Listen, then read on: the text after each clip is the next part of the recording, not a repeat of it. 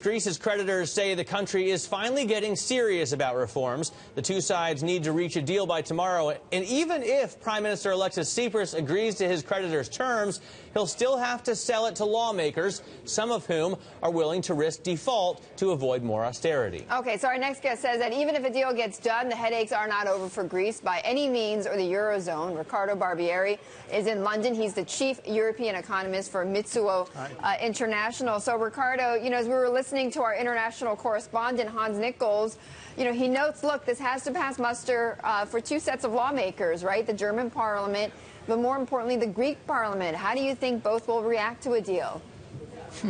Not very well. But I think in the Greek parliament, there's probably a majority willing to support the agreement. Of course, we know very little about the specifics of the agreement. There is talk in Athens that a number of Syriza MPs will not support the package. However, two opposition parties, Topotami and the PASOK, the socialists, might be willing to support. In terms of the German parliament, I think if the agreement is credible in its broad outlines, Angela Merkel will probably be able to get the German parliament to support it. I'm more worried about what comes after this one, if things work out, because Greece will need additional funding, and at that point I think the cost to European countries will be higher, and the German parliament may have problems with that. But surely the Germans know this already, right? I mean, if they haven't read your research reports, they've seen others, and they realize they're just setting Greece up for another fall.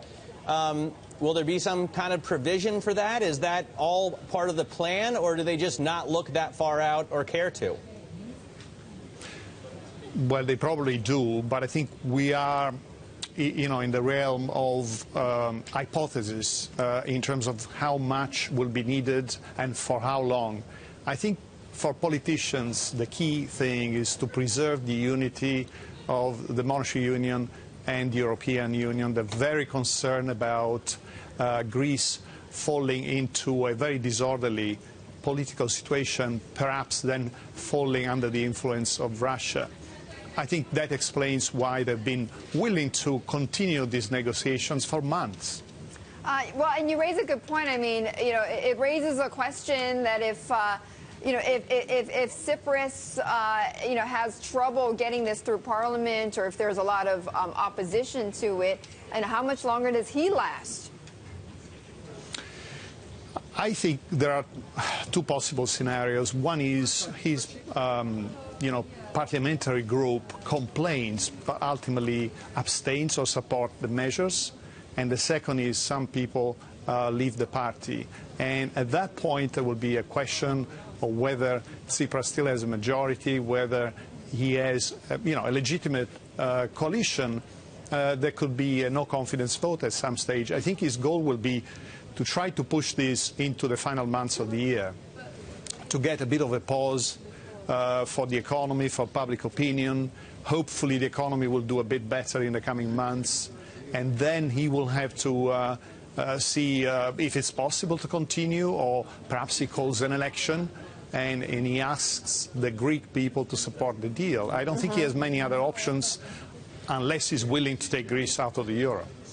Do you think Greece does better if Syriza, I should say, rather, is out, and even if Tsipras is still involved, some other coalition is running the country? Well, obviously, for most observers, would probably be more comfortable with a slightly more moderate coalition, including Potami, which is a reformist movement that has more moderate views about the economy and the bailout. And probably also the PASOK, although now PASOK has shrunk a lot in terms of its support base. I think for investors probably that will be a good outcome. Of course, I personally don't want to make a political statement here, but it's the Greek people that decide on that. But I think what we can say is that if the agreement is what we're being told in the press, it's taken 5 months, and I think it has damaged the economy. I think this has been more about politics than the economy. All right, Riccardo, thank you so much. Riccardo Barbieri of Mizuho International in London.